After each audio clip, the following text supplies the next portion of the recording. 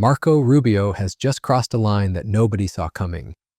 The deadly U.S. military strike on a Venezuelan boat in the Caribbean marks a stunning shift in America's approach to the drug war. And it's only the beginning. 11 members of the notorious Tren de Aragua gang are dead, and Secretary of State Rubio is promising more destruction to come. This isn't just about stopping drugs anymore. This is about a quarter-century obsession that's finally reached its breaking point. So what exactly happened in those waters? And why is this moment the culmination of Marco Rubio's lifelong war against Venezuela? To understand why this strike happened, we need to understand Marco Rubio. This isn't some spontaneous military action. It's the result of decades of planning, pressure, and personal vendetta. Rubio has spent his entire political career, spanning over 25 years, targeting Venezuela and its leadership. Today, he stands defenseless because the relentless investigative efforts of HSI, FBI, DEA, and the Department of Justice. His guilty plea is not just a milestone in Americans' fight against the Sinaloa cartel.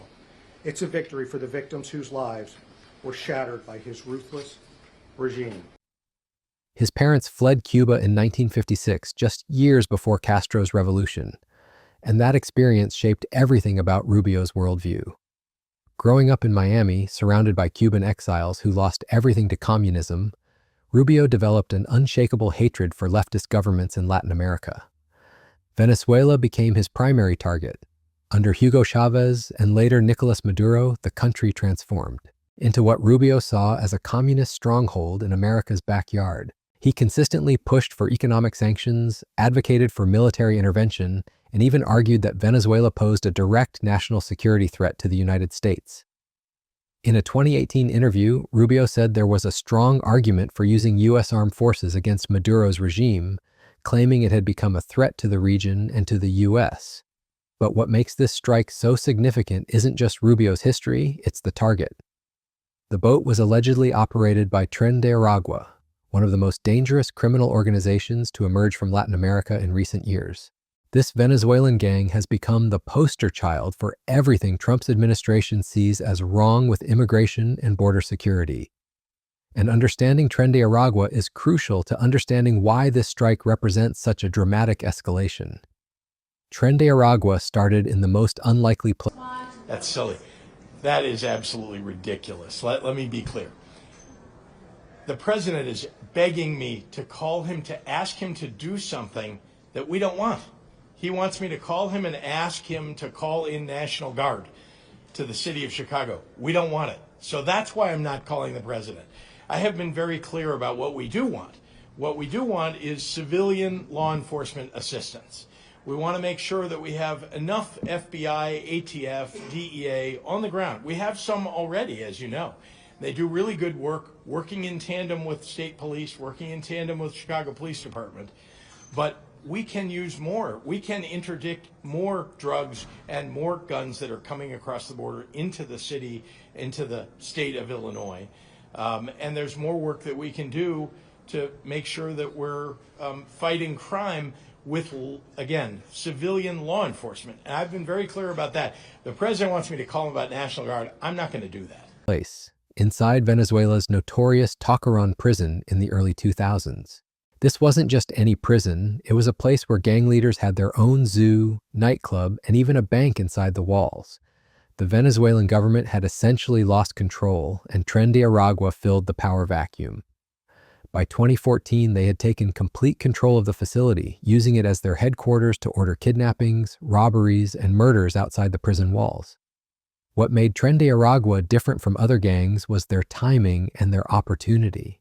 As Venezuela's economy collapsed under Maduro's rule, over 8 million Venezuelans fled the country. This massive migration wave became Tren de Aragua's golden ticket to international expansion.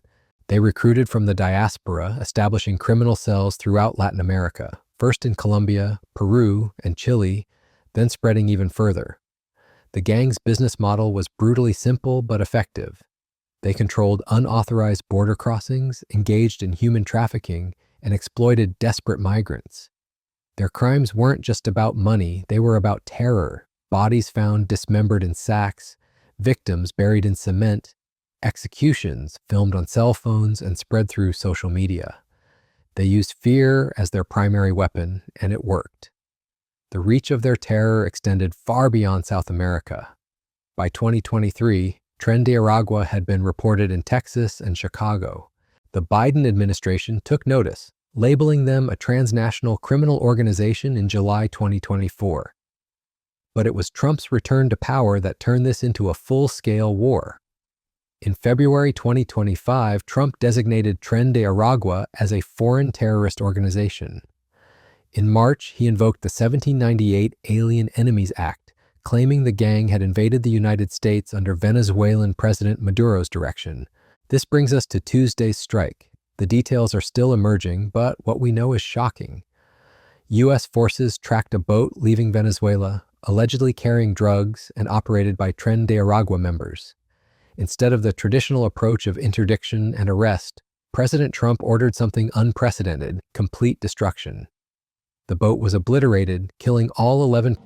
What am I talking about?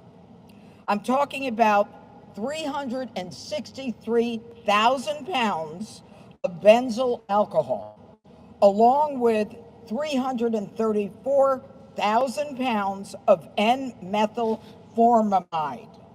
They would have been used to make 420,000 pounds of methamphetamine, which would have a street value here in Houston of $569 million, with a higher street value as you go up the northeastern seaboard to New York City.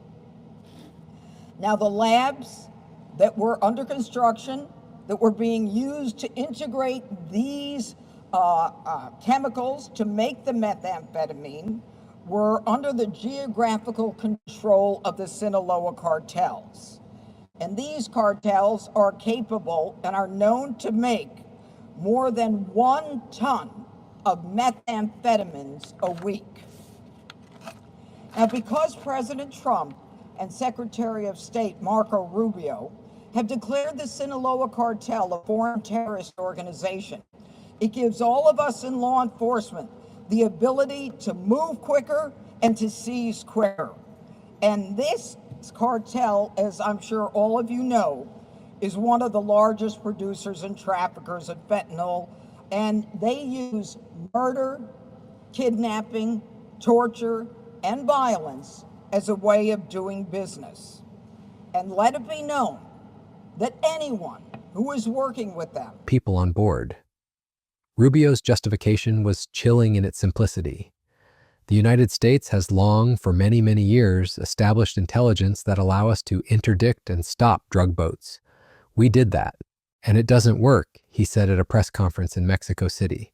What will stop them is when you blow them up, when you get rid of them. He argued that drug cartels plan to lose a certain percentage of their cargo. They bake it into their economics. But they can't plan for total annihilation. This represents a fundamental shift in U.S. drug policy. For decades, the approach was interdiction, arrest, and prosecution.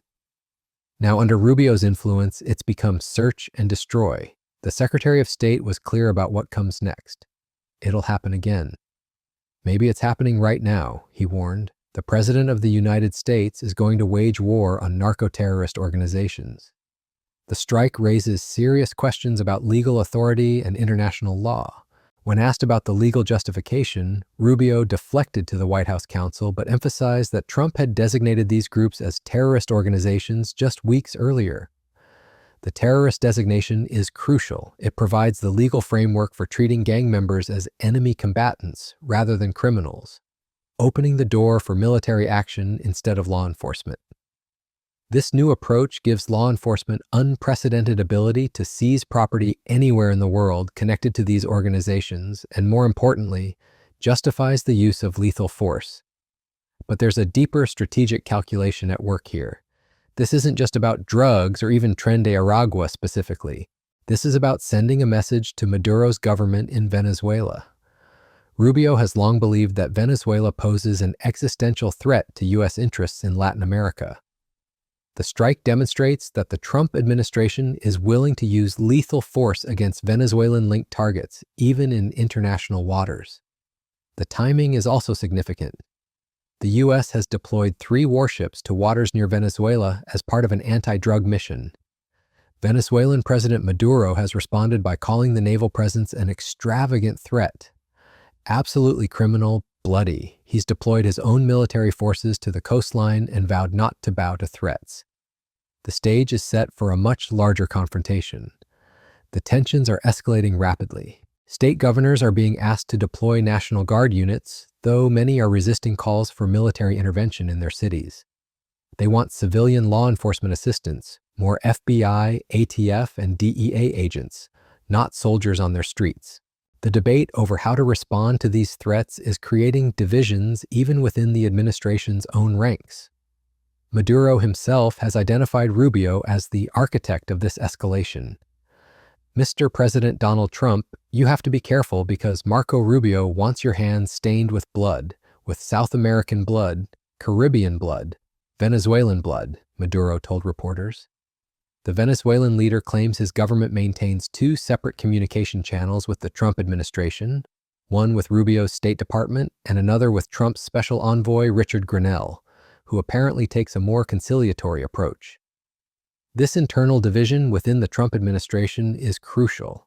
While Grenell has coordinated prisoner exchanges and allowed Chevron to resume drilling in Venezuela, Rubio represents the hardline interventionist wing.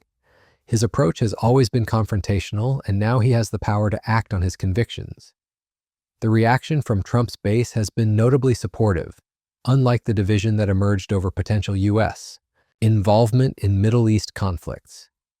The framing of this as anti-drug and anti-gang activity resonates with voters who supported Trump's immigration crackdown. It's being presented not as foreign intervention, but as border security and public safety. But the effectiveness of this strategy is questionable. Experts point out that Tren de Aragua, while dangerous, isn't actually a major player in international drug trafficking. Unlike Mexican cartels or Colombian organizations, they're more focused on human trafficking, extortion, and violent crimes that prey on migrants. Their drug involvement appears to be more opportunistic than systematic. Moreover, the gang structure makes it difficult to defeat through military strikes. Tren de Aragua operates more like a franchise than a traditional hierarchical organization. Individual cells can operate independently, and the gang's expansion has been enabled by the ongoing Venezuelan migration crisis. Killing gang members on boats might create headlines, but it won't address the root causes that allow the organization to recruit and expand. The broader implications of this strike extend far beyond Venezuela or Tren de Aragua. This represents a fundamental shift in how the United States approaches drug trafficking in the Western Hemisphere. The willingness to use lethal military force against suspected criminals in international waters sets a precedent that other countries will be watching carefully. It also raises questions about due process and evidence. U.S. officials have provided no concrete proof that the boat was actually carrying drugs or that the people on board were Tren de Aragua members. The decision to destroy rather than intercept means there's no opportunity for investigate, ion, or verification. This shoot first, ask questions later approach may satisfy political demands for tough action, but it undermines traditional principles of justice and international law. The strike also comes at a time when the Trump administration has cut foreign aid to countries with large Venezuelan populations like Colombia and Peru. These cuts will likely exacerbate the migration crisis by reducing opportunities for Venezuelan refugees, potentially creating more recruits for organizations like Tren de Aragua. It's a policy that may actually strengthen the very groups it claims to be fighting. For Rubio personally, this moment represents the culmination of his political career. He's finally in a position to implement the aggressive anti-Venezuelan policies he's advocated for decades.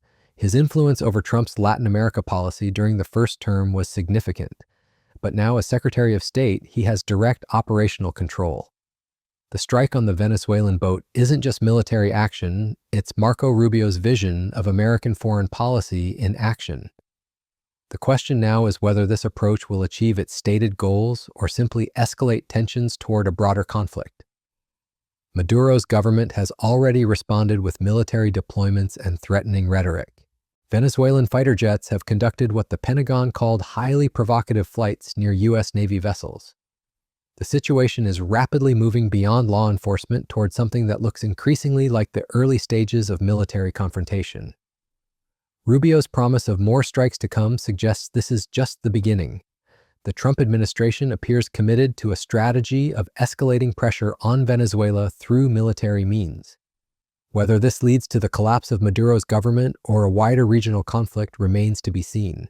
What's certain is that the deadly strike in the Caribbean has marked a point of no return in U.S.-Venezuela relations.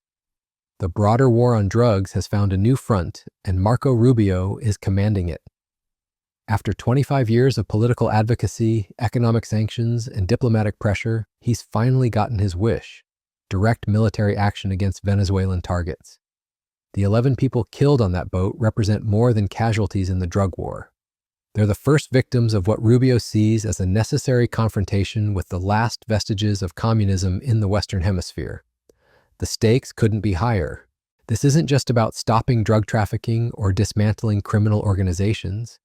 This is about the future of U.S. influence in Latin America and the willingness to use military force to achieve political objectives. Marco Rubio has spent his career preparing for this moment, and now the world is watching to see where his long-desired confrontation with Venezuela will lead.